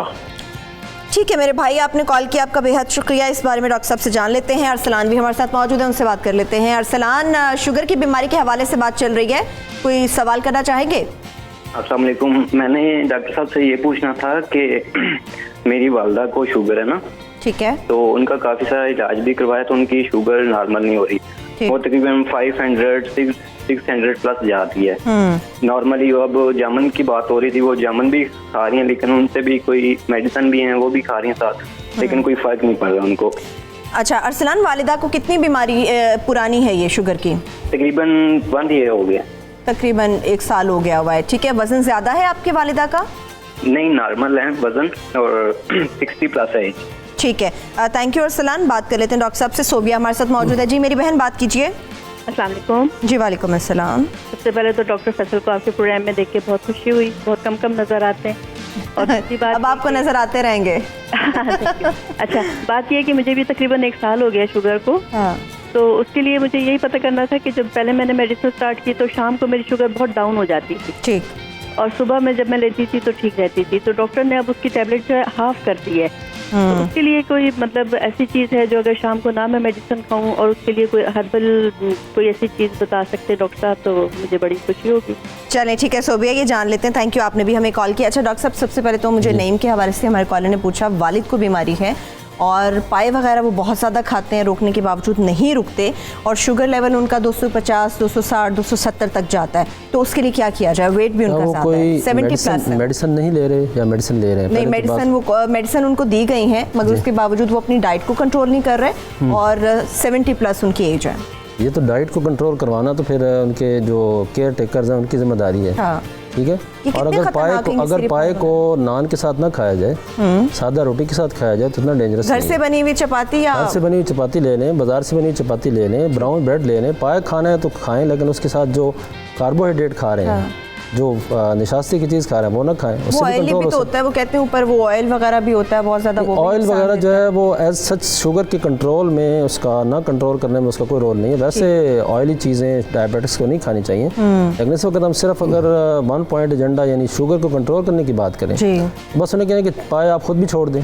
जहाँ लेके आते हैं तो वाले साहब खाते हैं ना, और वो भी ना लाएं, उनके लिए भी अच्छे नहीं है। वाले साहब खुद जाके भी तो खा सकते हैं डॉक्टर खुद जाके भी खा सकते हैं। तो फिर ये है कि ऐसी जगह पे उनको मंगवा के दें और घर की रोटी के साथ खाएं तो पाए का इतना ज़्यादा नहीं है। दूसरी बात है उनको वॉक करवाएं, खुद भी साथ वॉक करें, उनको भी साथ वॉक करवाएं। ठीक है। और 250 जो शुगर है उसके लिए हल्की फुल्की दवाई से भी उनको फ़र्क पड़ सकता है। दूसरा हो सकता है उनकी शुगर ऐसी हो जो पाए वगैरह के साथ जो चीज़ खाने से बढ़ जाती है और जब वो पाए वगैरह ना खाते हैं उस वक्त ठीक रहती हो। हाँ ठीक है। तो ऐसी डाइट के साथ ऐसी मेडिसिन भी हैं जो सिर्फ डाइट के साथ जो उस वक्त के पेरेंडियल जो शुगर है उसको कंट्रोल करने के लिए यूज़ होती है, वो इस्तेमाल कर सकते हैं। उनको चाहिए किसी अच्छे डॉक्टर से मशवरा करके शुगर जो है उसका लेवल चेक करके कि वाकई ये शुगर पाए के साथ रिलेटेड है या वैसे भी उनकी 250 प्लस आती है। हाँ ठीक है, वो तो जाहिर सी बात है किसी मॉलिज के पास जाएंगे। दूसरे कॉलर ने आपको कहा है कि उनकी शुगर कम भी हो जाती है। अच्छा हाँ जी, हमारे साथ एक कॉलर मौजूद है। वो ज़्यादा डेंजरस चीज़ है, उसके ऊपर मैं पॉइंट पे आना चाह रहा था कि हम ऐसे पेशेंट्स भी हमारे जो इनकी बहुत ज़्यादा और बहुत कम हो जाती है। हाँ ये हमारे साथ सोबिया थी। इसमें हमारे पास 2 ग्रुप्स हैं जो बहुत कॉमन है, एक तो जेस्टेशन यानी जो प्रेगनेंसी वाली डायबिटीज़ उसमें, और एक एल्डरली पॉपुलेशन। अच्छा। और तीसरे वो जिनकी खुदा न खास्ता किडनीज़ वगैरह डैमेज हो चुके हैं, अब उनके अंदर भी बहुत ज़्यादा अप्स एंड डाउन्स आएंगे। ऐसे लोगों के लिए तो बेहतरीन एडवाइस तो ये है कि उनके इन बिटवीन जो पेरेंडियल जो पीरियड है ना खाने का उसको कम करें, और उनकी डाइट्स को बजाय 3 टाइम्स देने के उसको 4 to 6 टाइम्स करें, तो थोड़ा थोड़ा करके 4 आवर्स के बाद करें। इसकी वजह से ये फ़ायदा होगा, एक तो जो सर जाती है शुगर की खाने के बाद बहुत ज़्यादा वो नहीं आएगी, क्योंकि खाना थोड़ा खाएंगे। जब उन्होंने 4 घंटे पहले खाया होगा डेफिनेटली उनको भूख इतनी ज़्यादा नहीं लगी होगी। तो एक तो बहुत ज़्यादा सर्च भी नहीं आएगी, और दूसरा गैप ज़्यादा ना होने की वजह से शुगर बहुत ज़्यादा कम भी नहीं होगी। ओके। और तीसरा वो ये पता करना चाहिए कि उनकी मेडिसिन कौन सी हैं, उनकी भी हो सकता है थोड़ी बहुत एडजस्टमेंट की। हाँ ये मेडिसिन की भी आपने बात की, लेकिन सोबिया के हवाले से डॉक्टर फैसल साहब जो बात कर रहे थे कि वो सुबह शाम जो है वो टैबलेट ले रही हैं। सुबह में होता है कि उनकी ठीक हो जाती है, शाम में उनकी शुगर ज़्यादा हो जाती है। गोली है वो डेली आधी टैबलेट ले रही हैं, मगर वो कह रही हैं कुछ हर्बल में भी मुझे अगर आप बता दें तो मेरे लिए ज़्यादा आसान हो जाएगा। जी बिल्कुल, डॉक्टर साहब ने बिल्कुल सही कहा कि एक तो उनको अपने मील्स को डिवाइड करना चाहिए। ठीक है। दूसरा ये कि अपनी डाइट में उनको चाहिए कि मल्टी ग्रेन आटे का इस्तेमाल करें। मतलब सिर्फ गंदम के आटे पे इन्हिसार मत करें, मल्टी ग्रेन्स लें। ऑल पर्पस जो होता है आटा वो ले लें। ऑल पर्पस, या आप ये कह सकते हैं कि जैसे बाजरे का आटा का भी इस्तेमाल करें, दिन में एक आध दफ़ा किसी वक्त बाजरे के आटे की रोटी खा लें, या चना, जौ और आपके ये होते हैं सोयाबीन, इनको हम वज़न लेके इनका आटा बना के रखें और इसकी रोटी दोपहर के टाइम पे खाएं। तो ये जो उनका ग्लाइसेमिक इंडेक्स है उसको मेंटेन रखेगा। तो उससे इनको काफ़ी फ़ायदा हो जाएगा। नहीं तो अभी रिसेंट जो हमारे एक तो सीजनल फ्रूट्स से आपने जामुन की भी बात की है, मगर कुछ अगर आप हमें बताएं कि ये चीज़ें इस्तेमाल करके भी कंट्रोल में आ सकती जी है। बिल्कुल। अच्छा, जामुन का भी एक साहब ने कहा था कि उनकी वालदा खा भी रही हैं तो फ़र्क नहीं पड़ रहा, लेकिन उन्होंने बताया कि 400 से 500 शुगर, तो इतनी ज़्यादा जब डायबिटीज़ का या शुगर लेवल बढ़ जाएगा तो फिर वो यकीनी तौर पे जामुन से या आम खुराक से नहीं जाएगा, यकीनी तौर पे उनको कोई ना कोई मेडिसिन लेनी पड़ेगी। अगर आप कहें तो एक नुस्खा बता देता हूँ। जी प्लीज़ बताइए आप। अच्छा, मैं अब ज़रा खड़ा हो जाऊँ ताकि आपका नुस्खा ये बता इजी हो जाए, फोकस कीजिए। इसमें ये मैं चीज़ें आपको बता रहा हूँ, ये नोट करते जाइए। ये है अंदर जौ कहलाता है, अंदर जौ तल्ख, ये जौ का ही एक किस्म होती है। ठीक, ये लेते हैं, इसमें लेते हैं, ये है गुड़मार बूटी। ठीक है, गुड़मार बूटी। अच्छा, ये सारी चीज़ें लेनी है हम वज़न। इसके साथ लेंगे ये चरायता कहलाता है, जो अमूमन खून साफ़ करने के लिए भी इस्तेमाल किया जाता है। चरायता ले लेते हैं इसमें। और चौथी चीज़ जो उनसी है वो है करेला। अच्छा, इसमें सबसे बेहतर होता है कि जंगली करेला, वो ये अमूमन इजीली पंसार स्टोर से मिल जाता है। वो ना मिले तो आप आम करेला लेके उसको धो के सुखा लीजिए, तो वो भी आपके काम आ सकता है। तो इसमें हम ये करेला डाल देते हैं। अच्छा, अब ये सारी चीज़ें, 4 चीज़ें हो गई, करेला, चरायता, गुड़मार बूटी और अंदर जो तल्ख। इन सब चीज़ों को आप मिला के हम वज़न लेके और इनको आप बना के पीस के सफ़ूफ बना के रखें। ठीक, ये तकरीबन आपने शुरू करनी है। अच्छा, फिर डिपेंड करता है कि डोज जो उनसे एडजस्ट करना पड़ता है, तो 1/4 चमची से शुरू करना है सुबह, 1/4 चमची शाम को।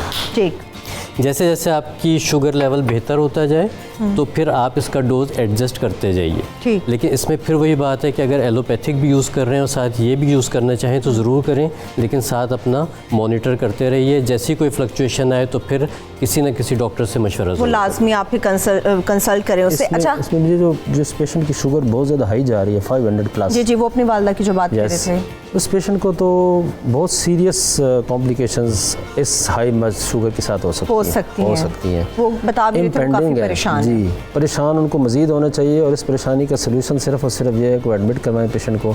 इस तरह के मरीज़ के लिए हमारे पास वो कहते हैं ना कि सुनार के हथौड़े के बजाय लोहार का हथौड़ा चाहिए। इसको इंसुलिन चाहिए, इंसुलिन से इनकी शुगर नीचे आएगी, 500 से नीचे लेके आएंगे, 150 to 100 के दरमियान से इनको डिस्चार्ज करेंगे। और वो हमारे जो पॉपुलेशन में कंसेप्ट है कि एक दफ़ा इंसुलिन अगर स्टार्ट हो गई तो फिर बंद नहीं होगी, ये भी एक मिसकंसेप्शन है। क्योंकि ऐसी पॉपुलेशन भी हमारे पास रहती है जिनकी टाइमली कुछ अरसे के लिए शुगर ज़्यादा जा रही है और उसके बाद वो इंसुलिन से ऑफ भी हो सकते हैं। ठीक है, तो ये 500+ वाले को तो खुदा न खास्ता बड़ी बड़ी कॉम्प्लिकेशन भी हो सकती है। फौरी तौर पर एडमिशन होना चाहिए और फौरी तौर पर उनके इंसुलिन के साथ उनकी ट्रीटमेंट होनी चाहिए। ठीक है। अच्छा डॉक्टर साहब, हमारे साथ एक कॉलर थे सलाहुद्दीन, उन्होंने कहा कि उनका शुगर जो डायबिटीज़ है वो भी स्टार्टिंग पॉइंट्स के ऊपर है और डॉक्टर ने रिकमेंड भी किए उन्हें टैबलेट्स मेडिसिन वो ले रहे हैं, लेकिन वो इसलिए भी परेशान है कि क्या ये टैबलेट्स यूज़ करने के बाद ये ख़त्म हो जाएगी, दोबारा तो नहीं होगी? जी, मेरे उनसे रिक्वेस्ट ये है कि सबसे पहला जो मेडिसिन से भी पहली चीज़ ज़रूरी है अपना वेट कम करें। जितना भी उनका वेट है ना उससे अगर 10% डिक्रीज़ करेंगे ना तो उनके बाय एनी मीन्स, इनटेक कम करें, आउटपुट ज़्यादा करें, एक्सरसाइज करें। अगर उनका वेट 10 kg कम होगा तो किसी मेडिसिन की ज़रूरत भी नहीं पड़ेगी। और वेट कम होने तो डेफिनेट है कि शुगर वापस चली जाएगी। जो दवाई वो ले रहे हैं थोड़ी सी शुगर के लिए, हल्की फुल्की शुगर के लिए, वो दवाई ऑफ होना वो डेफिनेट नहीं है। हो सकता है वो उनको लेते रहना पड़े अगर वो वेट नहीं कम करेंगे, और हो सकता है उस दवाई के बाद उनको आगे वाली किसी और स्टेप पे जाना पड़े। तो weight reduction is number 1 step, और उसके लिए हमारे पास डाइट और एक्सरसाइज यानी इनटेक बहुत ज़रूरी है। और जो हमारी बैड हैबिट सबसे बड़ा है कि हम रात वाला खाना बहुत ज़्यादा बिंज ईटिंग करके उसके बाद उसी वक्त सो जाते हैं, हालांकि हेल्दी हैबिट नहीं है। हेल्दी हैबिट ये है कि आप सुबह ब्रेकफास्ट ज़्यादा करें। अच्छा, हेल्दी ब्रेकफास्ट करें। हेल्दी ब्रेकफास्ट करें क्योंकि सारा दिन आपने एक्टिव रहना, सारा दिन आपने उसी ब्रेकफास्ट पे चलना है। और ब्रेकफास्ट और लंच के दरमियान कुछ ना खाएं, लंच थोड़ा करें, और उसके बाद टेपरिंग में जैसे आप ये समझिए कि जो डिनर है वो उससे भी छोटा करें। Thank you so much doctor Mohammad Usman Ahmed साहब, आप यहाँ पर तशरीफ़ लेकर आए। डॉक्टर फैसल साहब हमारे साथ नेक्स्ट सेगमेंट पे भी मौजूद रहेंगे, क्योंकि शुगर के हवाले से जब हम बात करते हैं तो शुगर की वजह से और भी कई बीमारियाँ हो जाती हैं आपको, जो इफ़ेक्ट कर रही होती है किसी ना किसी तौर पर। इसके साथ साथ बहुत सारे लोगों को गुर्दों का मसला भी होता है कि आपके गुर्दे ख़राब हो जाते हैं, गुर्दों का कोई ना कोई ऐसा इशू हो जाता है जिसकी वजह से आप बहुत ज़्यादा डिप्रेशन में भी चले जाते हैं। इस सारी सूरत हाल पर गुर्दों के हवाले से खास तौर पर बात करेंगे, मगर इस छोटी सी ब्रेक के बाद हमारे साथ रहिएगा।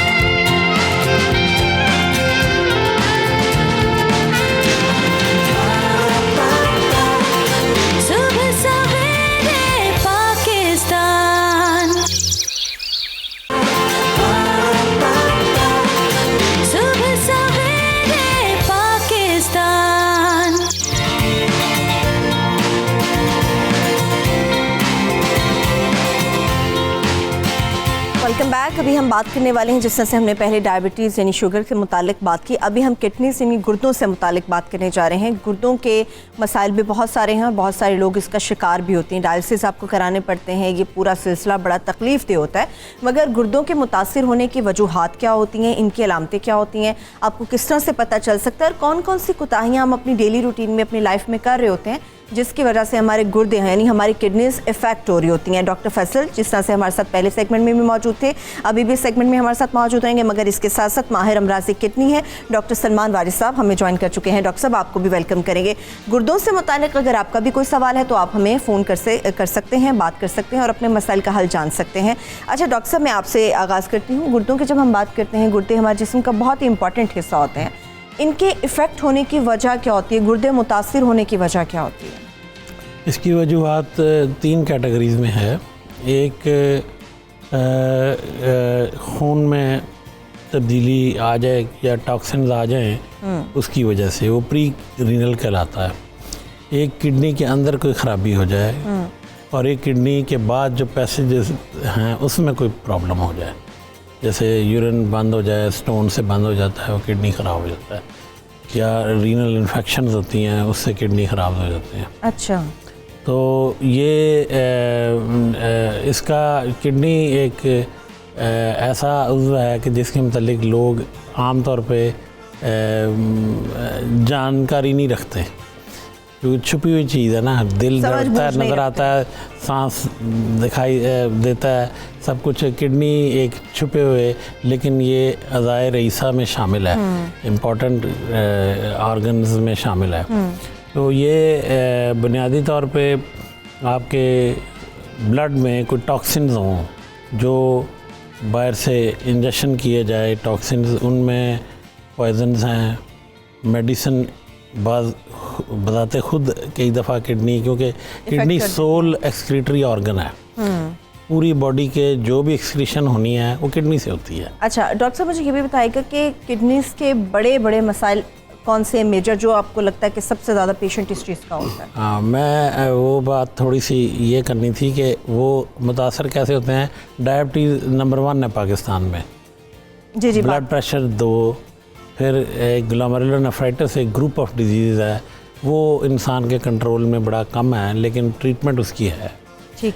तो आपने पूछा कि कौन कौन सी बीमारियाँ हैं, तो हमारे मुल्क में एक तो डायबिटीज़ मैंने कह दिया, दूसरा ब्लड प्रेशर है, ये दोनों किडनी को डैमेज करती हैं। अच्छा। और तीसरा आप स्टोन डिजीज़ ले लें। स्टोन डिजीज़ बहुत कॉमन है। हाँ, हमारा जो मुल्क है वो हाईएस्ट इंसिडेंस स्टोन डिजीज़ की बेल्ट जो मैप में बनाई जाती है, मुख्तलिफ डिजीज़ की कंसंट्रेशन उसमें आती है। अच्छा। बहुत ज़्यादा है stone disease. Stone disease kidney के बाद किडनी में ही पैदा होते हैं और आगे उसकी जो मेन एक्सक्रीटरी ट्यूब्स हैं उसको बंद कर देते हैं, जिससे वो किडनी डैमेज हो जाता है। ठीक। अच्छा। तो वो एक कुदरत ने हर जगह डिफेंस भी रखी हुई है। उससे दर्द होता है तो मरीज़ डॉक्टर के पास चला जाता है, तो अक्सर किडनी बच जाते हैं।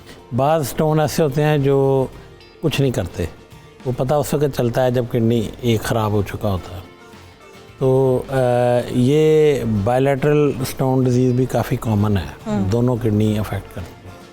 ये मेन डिजीज़ हैं। ग्लोमेरुलोनेफ्राइटिस एक ग्रुप ऑफ डिजीज़ है जिसमें ऑटोइम्यून सिस्टम में ख़राबी होती है, एलर्जीज़ होती हैं, मेडिकल पास बैक्टीरिया और उसके ऊपर मेडिसिन खाने से हो जाते हैं। सिद्रा हमारे साथ कॉलर, चलिए मैं डॉक्टर फैसल से फिर बात करती हूँ, कॉलर को पहले लेते हैं। अच्छा सिद्रा, गुर्दों की बीमारी से मुतालिक आप क्या जानना चाहेंगी?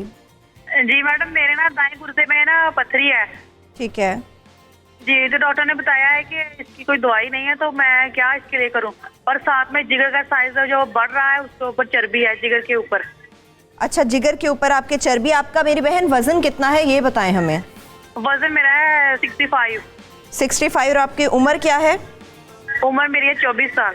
24 साल है। इतना वेट तो नहीं है, इतनी मोटी भी नहीं हूँ मैं, तो पता नहीं ये क्या मसला है। कब से मसला है ये जिगर के ऊपर चर्बी का? आपको मसला कब से है? ये तो मैंने 1 महीना हो गया अल्ट्रासाउंड करवाई थी तो फिर पता चला। उससे पहले 2 साल हो गए हैं मेरे ना, खाना खाने के बाद पेट में दर्द हो जाता है। अच्छा, ये 2 अच्छा। साल हो गए इस मसले को, तो ये कैसे हल होगा? इतनी दवाइयाँ मैंने खाई हैं, किसी दवाई से कोई फर्क नहीं पड़ा। चलिए जान लेते हैं कि आपका मसला क्या है और इसका हल क्या है। बहुत शुक्रिया आपने हमें कॉल की। अच्छा डॉक्टर साहब, जिस तरह से सिद्रा ने हमें कॉल की, एक तो हम ये एक बड़ा इशू है कि जी जिगर के ऊपर चर्बी आ जाती है, ठीक है, उनके जिगर के ऊपर भी चर्बी है, दाएं गुर्दे में उनके पत्थरी भी है, तो वो कुछ भी खाती हैं तो उनको पेट में दर्द होता है, तो इसके लिए क्या किया जाए? वजन भी उनका ज़्यादा नहीं है, अगर वो 65 बता रही हैं। अब आपने एक चीज़ उनसे नहीं पूछी कि उनकी हाइट क्या है। हाँ जी, हाइट से रिलेटेड नहीं, जिस तरह से वो बड़ी कॉन्फिडेंट होकर बता रही थी, इट मींस कि उनकी हाइट भी ठीक होगी, तो वो बता रही थी कि मेरा वेट ज़्यादा नहीं है। हाँ बिल्कुल हो सकता है ऐसा कि अच्छा देखिए, फिर वही वाली बात कि जो हम पहले सेगमेंट में बात कर रहे थे कि जो हमारी डाइट है उसको हम सबको बहुत शिद्दत से वॉच करने की ज़रूरत है। हमारी जितनी भी चिकनाई हम इस्तेमाल कर रहे हैं, जितने भी हम ऑयल्स इस्तेमाल कर रहे हैं, वो सारे के सारी नुकसानदेह। जितनी चीज़ें रिफाइंड होती जाएंगी, आप समझ लीजिए कि वो आपकी हेल्थ को डैमेज करती चली जाएंगी। तो इसलिए जो लिवर का इनका मसला है उसके लिए तो मेडिसिन बिल्कुल अलहदा हो जाएगी और उसके लिए एहतियातें बिल्कुल अलहदा हो जाएंगी। जो किडनी का मसला है उसके लिए एहतियातें अलग हो जाएंगी। तो इस वक्त क्योंकि हम किडनी पे ज़्यादा बात कर रहे हैं, तो उसका मैं इनको बता देता हूँ कि स्टोन अगर इनको है, हाँ वो बता रही हैं दाएं गुर्दे में उनके स्टोन जो सा है, देखिए अब उस पर डिपेंड करता है कि उसके साइज़ का है, किस जगह पर है, और ये सारी चीज़ें बहुत ज़्यादा मैटर करती हैं आपको उसको निकालने के लिए। बहरहाल एक जनरली से एक मैं चीज़ बता देता हूँ कि छल्ली भुट्टा जो सा है वो हमारे हर जगह अवेलेबल होता है। इसके वो बाल ले लीजिए जिसको सिल्क कॉर्न्स कहते हैं, उन बालों को बहुत अच्छी तरह धो के, और तकरीबन जैसे मिसाल के तौर पे 1 मुट्ठी वो बाल ले लें और तकरीबन 1.5 गिलास पानी का ले लें। इसको हल्की आंच पे पकने रख दें, और जब ये अच्छी तरह से पक जाए तो इसको फिर कपड़े से छान लें ताकि इसमें कोई मिट्टी के ज़रात वगैरह ना रहें। जब वो अच्छी तरह से साफ़ पानी निकाल लें तो इस सुबह निहार मुँह से लेके और 11 बजे तक थोड़े थोड़े घूंट करके, मतलब ये आधा पौना गिलास बचेगा, इस आधे पौने गिलास को उन्होंने तकरीबन 1.5-2 घंटे में सिप करके पीना है। अच्छा, ये वक्फे के बाद इस तरह से पीना शुरू करें, इंशाल्लाह तीसरे चौथे दिन उनको अपने सिम्टम्स में बेहतरी महसूस होना शुरू हो जाएगी। और ये कितना अर्सा जारी रखें इसको? डिपेंड करता है, अगर तो बहरहाल साथ इनको मेडिसिन लेनी पड़ेगी, चाहे वो एलोपैथिक की लें, चाहे वो किसी ऑल्टरनेटिव मेडिसिन की तरफ जाएं, लेकिन स्टोन को तोड़ने के लिए इनको मेडिसिन लेनी पड़ेगी।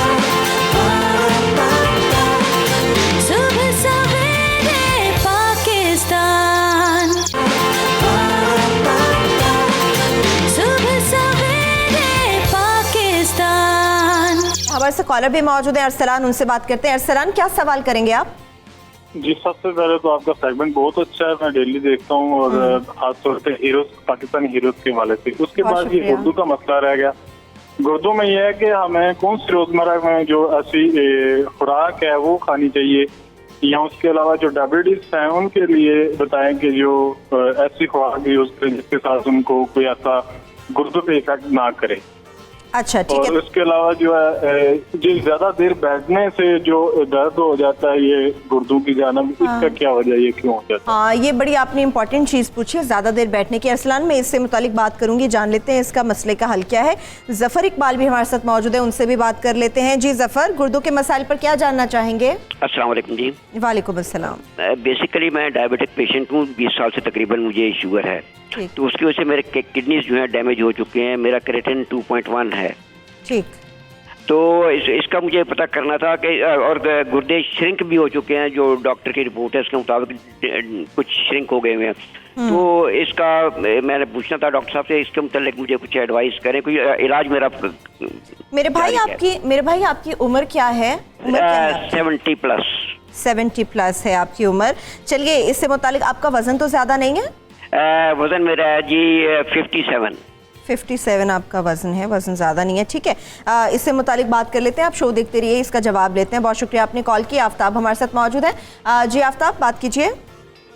जी सामने मैंने पूछना था, मेरे अंकल ने, उनके दोनों गुर्दे फेल हो गए थे, एक गुर्दा में न्यूट्रल हुआ आगे, उसके लिए डॉक्टर साहब से पूछना था कितनी त्याग जरूरत है और कितनी देर तक वो जाग सकते हैं, इसके जरिए इसके बारे में पूछना है डॉक्टर साहब। ठीक है, thank you so much Aftab, आपने कॉल की। अच्छा डॉक्टर साहब, यहीं से चलते हैं। आफ्ताब ने जो बात की कि उनके अंकल के दोनों गुर्दे फेल हो गए थे, उन्होंने एक नया डलवाया है, मगर अभी एहतियात क्या करनी है उन्हें?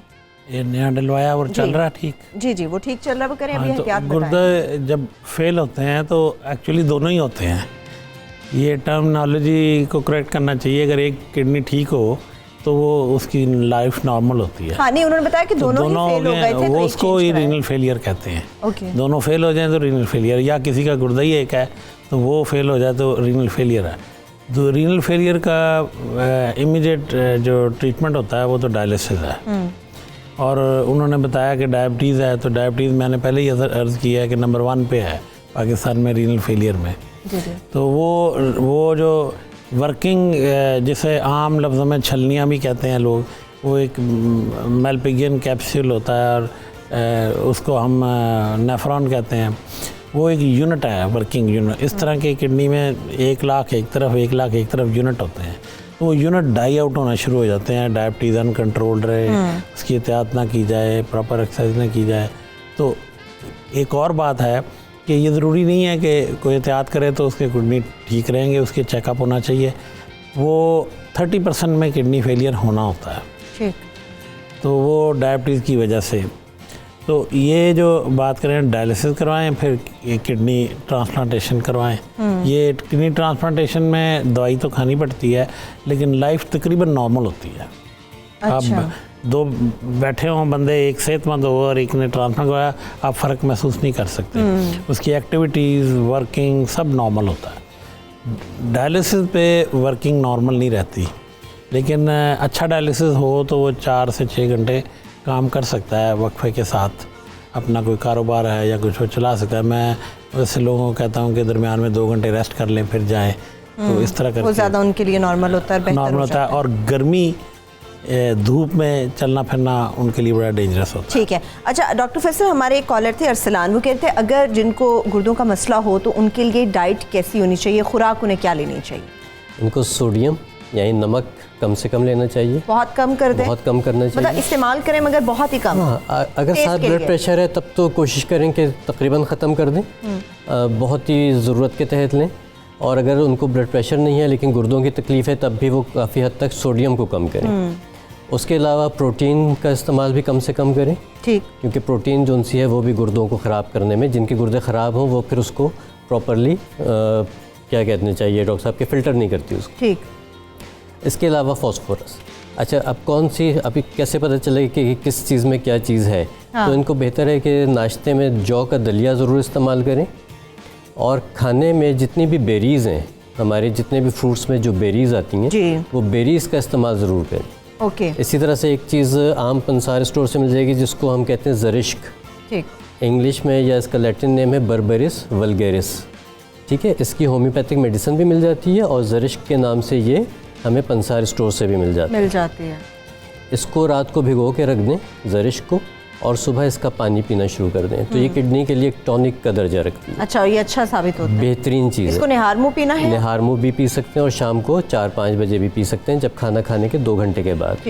इसी तरह से जो इसका होम्योपैथिक वर्जन है वो बर्बेरिस वल्गेरिस कहलाता है। अब इसमें पोटेंसी जो उनसी है वो डिपेंड करती है, अपने किसी भी होम्योपैथोलॉजिस्ट के पास जाइए और उनसे उसका डोज और उसकी पोटेंसी एडजस्ट करवा लीजिए। तो इंशाल्लाह गुर्दे के जितने भी मसाइल हैं उसमें ये एक मेडिसिन ही बहुत ज़्यादा फ़ायदेमंद हो जाए, फ़ायदेमंद होगी। हमारे साथ कॉलर मौजूद है मरियम, उनसे बात कर लेते हैं। जी मेरी बहन मरियम, बात कीजिए। अस्सलाम वालेकुम मैडम, कैसी हैं आप? वालेकुम अस्सलाम, आई एम फाइन। जी मैडम, मेरे ना जब मैं बैठती हूँ ना तो मेरे दोनों गुर्दों की ऊपर वाली साइड पे ना दर्द शुरू हो जाता है। अच्छा। बहुत ज़्यादा। जी, एक ये मसला है, और एक ये जब मैं खाना खाती हूँ तो 5-6 रोटियाँ मैं खा लेती हूँ 3 टाइम। तो ये पूछना था ये क्या मसला है? उसके बाद पेट में दर्द शुरू हो जाता है, फौरन मोशन आ जाते हैं, जो खाती हूँ फौरन मोशन आ जाता है। तो इसके बारे में मैं दवाइयाँ बहुत ली हैं, कोई फर्क नहीं पड़ा, तो मुझे बता दें ये क्या मसला? अच्छा मरियम, ये एक तो मुझे ये बताएंगे जो आपके गुर्दों का दर्द है ये कितने अरसे से आपको चल रहा है, और आपको भूख महसूस होती है? 5-6 रोटी की आपको भूख महसूस होती है या फिर आप जोर जबरदस्ती से खाती हैं? भूख ही मुझे इतनी होती है कि मैं खा लेती हूँ, रात को ही भूख लगी रहती है मुझे। अच्छा ठीक है मरियम, अभी बात कर लेते हैं डॉक्टर साहब से। थैंक यू, आपने कॉल की। नसरीन हमारे साथ कॉलर मौजूद है। नसरीन, क्या जानना चाहेंगे किडनी इश्यूज के ऊपर? अस्सलाम वालेकुम जी, मैं ये जानना चाहती हूँ, मैं 24 साल से शुगर की पेशेंट हूँ। ठीक। तो मुझे ना गुर्दों में थोड़ा सा मैंने टेस्ट भी करवाया था तो उसमें कैरिटन मेरा 1.1 आया है। ठीक। तो यानी कि मुझे गुर्दों का कोई मसला है, या नहीं है। दूसरी बात ये है कि जब मैं वुजू वगैरह करूँ, पाँव धोने लगूँ तो मुझे ऐसे महसूस होता है जैसे मेरे पेशाब के कतरे जो हैं वो निकल रही हैं। तो मैं ये पूछना चाहती हूँ क्या वाकई मुझे कोई है मसला? वजन मेरा 54 है। ठीक है, और उम्र क्या है आपकी? उम्र भी तकरीबन 54। ठीक है, ठीक है, अभी डॉक्टर साहब से बात कर रहे थे। थैंक यू नसरीन, आपने हमें कॉल की। ज़ियाउद्दीन हमारे साथ कॉलर मौजूद है। जी मेरे भाई, बात कीजिए। अस्सलाम वालेकुम। जी वालेकुम अस्सलाम। जी ज़ियाउद्दीन बोल रहा हूँ इस्लामाबाद से। जी बात कीजिए। जी मैडम, मैंने ये पूछना था कि मुझे किडनी में ना तकरीबन 4 से 5 साल हो गए, छोटे से स्टोन है, लेकिन वो साल 2 साल फिर अल्ट्रासाउंड कराते हैं, थोड़े से वो बढ़ जाते हैं। अच्छा। उनका यानी कि साइज थोड़ा सा बढ़ रहा है मिलीमीटर में, लेकिन ये है कि मुझे वो पेन नहीं कर रहे 3-4 साल से, लेकिन हैं दोनों गुर्दों में है ज़ियाउद्दीन? आपके दोनों गुर्दों में? एक ही किडनी में है। एक किडनी में है। कितने स्टोन है? ये तकरीबन 3 हैं। 3 है, ठीक है। और छोटे साइज में है। डॉक्टर से आपने किसी से राब्ता किया है? कुछ बताया उन्होंने? राब्ता किया था, उन्होंने कहा था यार ये आपको पेन नहीं कर रहे, तकलीफ नहीं दे रहे, तो इसको रहने दें, अच्छा, इसको ना छेड़ें। ठीक है ज़ियाउद्दीन, इस पे डॉक्टर साहब से हम बात कर लेते हैं। थैंक यू, आपने कॉल की। अच्छा डॉक्टर साहब, जो मरियम ने हमसे बात की, उन्होंने कहा कि गुर्दों में उनके दर्द रहता है, और इससे पहले भी हमारे कॉलर थे, वो कहते हैं कि जब बहुत ज़्यादा हम बैठते हैं तो गुर्दे में आपको तकलीफ सी महसूस होती है। आप लॉन्ग ड्राइव पे चले जाते हैं, कुछ घंटों के आप ड्राइव करते हैं, तो एक साइड के गुर्दे में पेन होती है, उसकी वजह क्या होती है और क्या बचा जा सकता है? पहले मैं एक और कॉलर ने भी जिगर का कहा था कि चर्बी है, तो जिगर जब तक ज़्यादा डैमेज हो जाए ना, जिगर जैसे हेपेटाइटिस सी में होता है, फिर गुर्दों पे असर होता है। वरना जिगर बहुत बड़ा ऑर्गन है, और उसमें अगर थोड़ा सा 10, 20, 30% हो तो किडनी को कुछ नहीं होता। दूसरी बात जो इम्पोर्टेंट है कि 3-4 कॉलर ने बताया कि बैठूं ज़्यादा तो दर्द होता है, वो गुर्दे का दर्द नहीं है, वो पट्ठों का है। अच्छा अच्छा। तो वो जो कि पीछे होता है नीचे पसलियों के, तो वो गुर्दे का समझते हैं। इस साइड से उठता है। जो मसल का दर्द है वो भी इतना ऐसे ही आता है, वो मिमिक करता है, तो सारे उसको गुर्दा इसलिए समझते हैं कि गुर्दा एक इम्पोर्टेंट ऑर्गन है। हाँ। तो मसल को इग्नोर कर, आपको देखें ऊपर एक केज है पूरा रिब्स का, नीचे भी पेल्विक बड़ा स्ट्रॉन्ग है, दरमियान में सिर्फ एक हड्डी है, तो उसके ऊपर जब बैठते हैं तो उसके ऊपर वर्सेटिलिटी, उसके ऊपर बड़ा प्रेशर आता है। ठीक है। तो वो बस पट्ठों का और बैकबोन का दर्द है। अच्छा, जो हमारी कॉलर थी नसरीन, डॉक्टर साहब, उसने पूछा था 24 साल से शुगर है, मगर जब वो वजू वगैरह करती हैं तो उन्हें फील होता है कि शायद यूरिन के चंद ड्रॉप्स हैं जिसकी वजह से। वो उसके लिए तो किडनी का फॉल्ट नहीं है, वो कंट्रोलिंग सिस्टम का फॉल्ट है। ठीक है। वो उनका मज़ीद चेकअप करना पड़ेगा, मज़ीद चेकअप करना पड़ेगा कि फुल ब्लैडर उनका कितना कैपेसिटी होल्ड कर सकता है, और जब पास कर लें तो पीछे रह तो नहीं जाता। गुर्दों का नहीं है उनके मसला, वो डिफरेंट है। ठीक है। अच्छा, हमारे कॉलर थे ज़ियाउद्दीन, उन्होंने कहा कि 4-5 साल से छोटे छोटे 3 स्टोन हैं उनके गुर्दे में, लेकिन डॉक्टर कहते हैं रिमूव ना कराएं क्योंकि ये आपको तकलीफ नहीं दे रहे, मगर साइज बढ़ रहा है। Less than 5 millimetre stone ignorable है, वो भी किडनी के अंदर पड़ा हो और ऑब्स्ट्रक्शन ना कर रहा हो। स्टोन तब बुरा होता है जब ऑब्स्ट्रक्शन कर रहा हो, वो डैमेजिंग होता है किडनी के लिए। अच्छा। वो फिर जब स्टोन कभी वो गिर जाए फिर उसका ट्रीटमेंट हो जाए। वैसे उन्होंने चेकअप करवा लिया है, अच्छा किया है, तो उसको वॉच करें। वॉच करने का मतलब ये नहीं है लोग कई हर महीने अल्ट्रासाउंड कराने लग जाते हैं, साल में एक दफ़ा भी, एक परेशानी होती है, साल में एक दफ़ा भी काफ़ी है। नहीं, उनको दर्द होगा ना, तो वो दर्द में चले जाएं तो उस वक्त उसका ट्रीटमेंट हो जाता है। किडनी के लिए एज सच कोई खास डैमेज, उनका छोटे छोटे हैं, तो मगर हर लेस देन 5 मिलीमीटर। ठीक, 5 मिलीमीटर से जो ऊपर स्टोन होता है, स्टोन का साइज, लोकेशन बड़ी इंपॉर्टेंट होती है, उसके अकॉर्डिंगली वो फिर ट्रीटमेंट की उसी तरह से ट्रीटमेंट किया जा सकता है। लास्टली आप मुझे डॉक्टर फैसल बताएगा कोई ऐसी चीज़ जो आप समझते हैं कि अपनी डेली रूटीन में आपको ऐड करनी चाहिए, मौसम का ख्याल नहीं, मतलब सारा साल वो ऐड हो, ताकि आप इस किस्म की बीमारियों से बच सकें और स्पेशली किडनी इश्यूज से। जी, सबसे इम्पोर्टेंट वही बात कि रिफाइंड फूड को बिल्कुल छोड़ दीजिए, ज़्यादा नमक को छोड़ दीजिए, या जैसे रिफाइंड सॉल्ट्स आते हैं उनको छोड़ दीजिए। अब जो पिंक सॉल्ट आजकल बड़ा हिट है, बहुत ज़्यादा इन है वो पिंक सॉल्ट, मैंने भी देखा बहुत ज़्यादा मार्केट्स में आपको नजर या फिर यह है कि आपका जो सी सॉल्ट होता है वो आप लीजिए। तो जितनी रिफाइंड चीज़ें उनको छोड़ दीजिए, तो मेरा ख्याल है कि 90% बीमारियों से तो आप महफूज रह सकते हैं। एक खातून ने पूछा था कि वो खाती भी बहुत हैं, 5-6 रोटियां खाती सॉरी, अच्छा कि आपने याद अच्छा करा दिया। उनको मेरा ख्याल है कि हो सकता है कि वो स्ट्रेस्ड हो, वो खातून स्ट्रेस के पेशेंट भी हो सकती हैं, तब भी वो ज़्यादा खा सकती हैं। ज़्यादा भूख लगती है। दूसरा हो सकता है कि उनके पेट में कीड़े भी हों, तो उनको चाहिए कि डीवर्म करवाएं अपने आप को या चेकअप करवाएं। हाँ, वो ट्रीटमेंट उनका बड़ा इंपॉर्टेंट है। चलिए, इसके साथ ही डॉक्टर साहब वक्त बिल्कुल मेरे पास खत्म हो चुका है। ठीक है, thank you so much doctor साहब, आपने अपना वक्त निकाला। डॉक्टर फैसल, आपका भी बेहद शुक्रिया। इसके साथ ही मुझे इजाज़त दीजिए और हमारे शो का फीडबैक हमें ज़रूर दीजिएगा। अपना बहुत सा ख्याल रखिए। खुदा हाफिज़।